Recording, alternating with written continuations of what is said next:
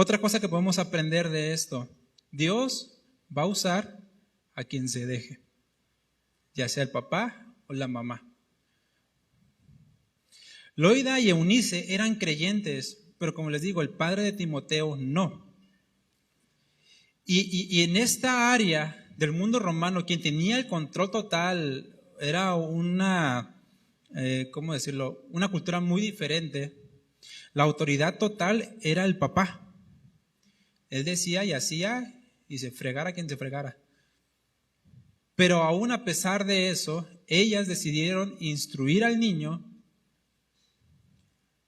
desde pequeño. Y le inculcaron el temor y el amor a Dios, dándoles esa base para su fe. Y esto que provocó que Timoteo se convirtiera en un hombre de Dios, un siervo, un pastor, uno de los principales discípulos de Pablo. ¿Pero por qué? Porque ellas no dejaron que la situación en la que vivían las hiciera a un lado, las menospreciara. Ellas eran dos mujeres en una de las culturas, podríamos decirlo, más machistas, donde la mujer no tenía voz ni voto.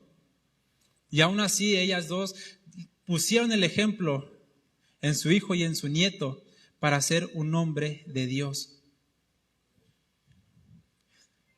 Entonces las circunstancias, no donde yo esté, no tienen por qué definir la herencia que yo les voy a dejar. Porque recuerden lo que les digo, es la voluntad. Y la edificación la va a traer Dios.